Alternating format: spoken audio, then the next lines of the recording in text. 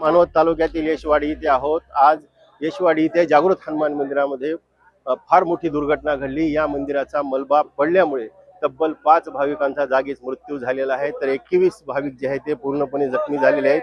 हा मलबा पडलेला आपण पाहू शकतात की हाच मलबा पडल्यामुळे मंदिराचं निर्माण कार्य चालू होतं आणि हे निर्माण कार्य चालू असतानाच ते निर्माण आज जो आहे तो त्याचा मलबा पडला आणि त्या पडल्यामुळे या भाविकांच्या अंगावर आज शनिवारचा दिवस होता। मोठ्या संख्येने भाविक जे आहेत ते हनुमानाचं दर्शन घेण्यासाठी या यशवाडीला येत असतात। मोठ्या प्रमाणात रांगा देखील लागल्या होत्या, पण दुपारच्या वेळेस हा मलबा पडल्यामुळे तब्बल 5 भाविकांना आपला जीव गमवावा लागला आहे, तर तब्बल 21 भाविक जखमी झालेले आहेत। या जखमींना परभणीच्या शासकीय रुग्णालयामध्ये सध्या दाखल करण्यात आलेले आहे, त्यांच्यावर उपचार सुरू आहेत। पण एक मोठी दुर्घटना परभणी जिल्ह्यामध्ये घडलेली आहे।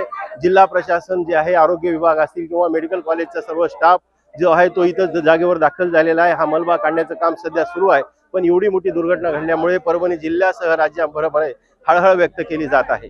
आज हे जे काही अपघात घडलेला आहे, हा अपघात यशवाडी देवस्थान परभणी जिल्ह्यातलं देवस्थान आहे आणि इथे सध्या आता आकडा येतो आहे की स्थानिक इथल्या लोकांकडून कळतं की 25 माणसं अडकलेली होती, त्यातल्या 5 माणसांचा दुर्दैवी मृत्यू झालेला आहे। आणि एक म्हणजे जर बघितलं तर बांधकाम चालू होतं मंदिराचं आणि वरती एक दगड ठेवलेला होता आणि बाकी क्लॅमना अडकलेले सर्व दगड होते, पण एका दगडामुळे वानराने त्याच्यावरती उडी मारल्यामुळे बाकी सगळं टेक्स्चर हल्लं आणि त्यामुळेच प्लेयर या ठिकाणी पडलेले पाहायला मिळतात आणि 25 भाविक इथे अडकलेले होते आणि त्यातले 5 जणांचा दुर्दैवी मृत्यू झालेला सुद्धा पाहायला मिळतोय।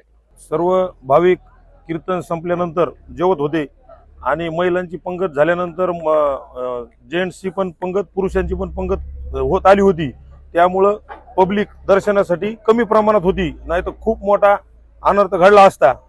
पब्लिक जर पूर्ण सकाळच्या टायमाची असती तर साधारण मंदिराच्या परिसरामध्ये 200 लोक सकाळच्या टायमाला असतात, दुपारच्या टायमाला साधारण फक्त 40 ते 50 लोक त्या ठिकाणी उपस्थित होते घटना घडली त्यावेळेस।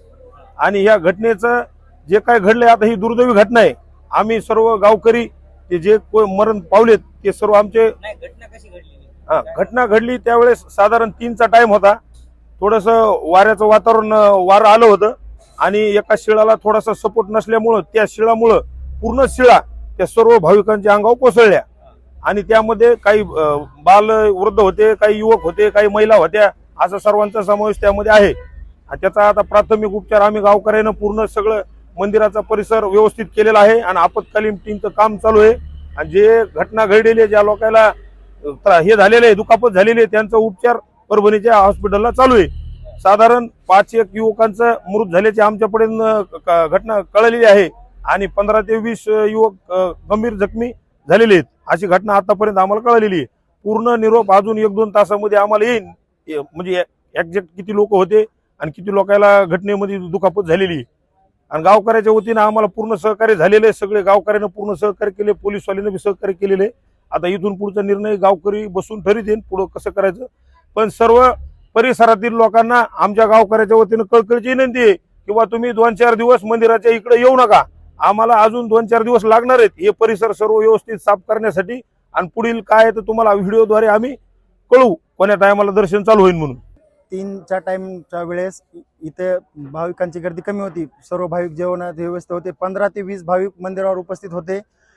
प्राथमिक अंदाज असा आहे की वानरांनी उडी मारली, 4-5 वानर वर खेळत होते, एकदम ढाचा घसरला, पूर्ण 15 ते 20 जण मध्ये दबले, त्यापैकी 10 ते 15 जणांना अर्ध्या तासाच्या आत बाहेर काढण्यात आलं।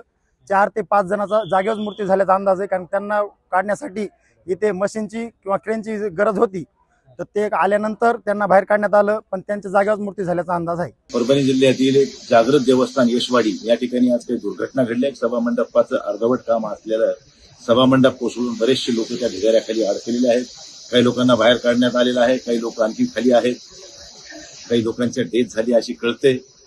परंतु मी सर्व जिल्हा शल्य चिकित्सक असतील, जिल्हाधिकारी असतील, सर्व पदाधिकारी कार्यकर्ते सगळ्यांना विनंती करतो की आपण तातडीने ह्या सगळी मदत करून या पेशंटला बाहेर काढून त्यांचा जीव वाचवण्याचा प्रयत्न करावा. जी काही मदत लागेल प्रशासन स्तरावर असेल, आमच्या स्तरावर असेल, ती सगळी मदत केली जाईल. सगळ्यांनी या ठिकाणी सहकार्याची भावना ठेवून मदत करावी एवढी आपल्या सर्वांना विनंती. आपल्या या परभणी जिल्ह्यातील सर्वात जागृत देवस्थान आहे येशवाडीतील मारुतीरायांचं. या ठिकाणी या सभामंडपाचं काम संस्थांच्या स्वनिधीमधनं या ठिकाणी चालू होतं. राजस्थानहून विशेष कारागिराच्या माध्यमातून हे काम चालू होतं आणि हे काम करत असताना हे काम कशा पद्धतीनं झालंय, कुठं काही कामामध्ये कुचराई झाली आहे याचा तपास आपण त्या ठिकाणी करायला लावूयात. परंतु ही घटना अत्यंत दुर्दैवी आहे. सभामंडप कोसळलं, त्यामध्ये जवळपास 27 लोक बाहेर काढली गेली, त्यामध्ये 5 हे मयत आहेत आणि बाकीच्या 22 लोकांवर काही RP मेडिकल कॉलेज आणि काही जिल्हा सामान्य रुग्णालय येथे त्यांच्यावर जे गंभीर जखमी आहेत त्यांच्यावर उपचार चालू आहेत. निश्चित आपण त्यांना सरकारच्या माध्यमातून, संस्थाच्या माध्यमातून आपण मदत करण्याचा आपण त्या ठिकाणी प्रयत्न करू. या कॉन्ट्रॅक्टरवरती गुन्हा दाखल होणार आहे का? आणि अशा पद्धतीने जिथे बांधकाम चालू आहे परभणी जिल्ह्यामध्ये तिथे काही संरक्षणाच्या बाबतीत बोललं जातं. निश्चित स्वरूपामध्ये आपण त्याच्यामध्ये धोरणात्मक निर्णय राज्य सरकारला आपण त्या ठिकाणी आणि जिल्हाधिकारी महोदयांना आपण त्या ठिकाणी कळूयात. आणि हे काम खाजगी व्यक्तीला दिलेल्याची माहिती मला त्या ठिकाणी संस्थांच्या माध्यमातून मिळालेली आहे. हे कारागीर बाहेरचे आहेत, राजस्थानचे आहेत. दगडही तिथनंच त्या ठिकाणी आपण संस्थांना आणलेला होता आणि त्या माध्यमातून हे काम चालू आहे. आज मठाधिपती जे स्वामीजी इथं असतात, आज नाही आहेत. आल्यानंतर त्याच्यावर पूर्ण चौकशी करू, आज चर्चा करू आणि त्याच्यावर आपण निश्चित स्वरूपामध्ये काहीतरी निर्णय घेऊ. जे भाविक मयत झाले त्यांना प्रशासनाकडून काही मदत असं काही राज्य सरकारकडनं त्यांना निश्चित स्वरूपामध्ये मदत मिळेल आणि संस्थान सुद्धा त्यांना त्यांच्या माध्यमातून काहीतरी मदत करण्याचा त्या ठिकाणी विचारत आहे. मी त्यांच्याशी संपर्क केला आहे आणि त्यांनी ही माहिती पूर्ण घेतलेली आहे आणि त्यावर ते लवकरात लवकर आज निर्णय घेतील. इथलं आता जे काही भाविक या ठिकाणी येत आहे त्यांना काय आव्हान आहे किंवा कधीपर्यंत येऊ नये असं काही सांगा. आता ते स्वामीजी आल्याच्या नंतर, मठाधिपती आणि स्वामीजी आल्याच्या नंतर त्यांच्याशी चर्चा केली जाईल आणि त्यावर तो मेसेज व्हायरल केला जाईल.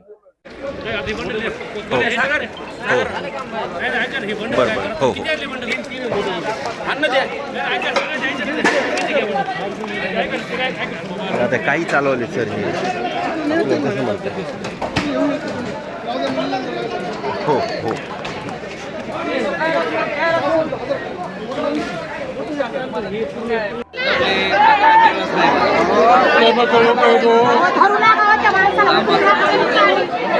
हा छोटा स्लॅब हे मंदिराचं जे आहे का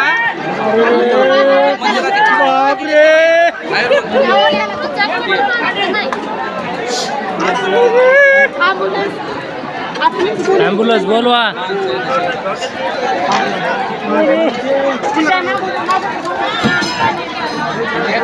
होतं ना ते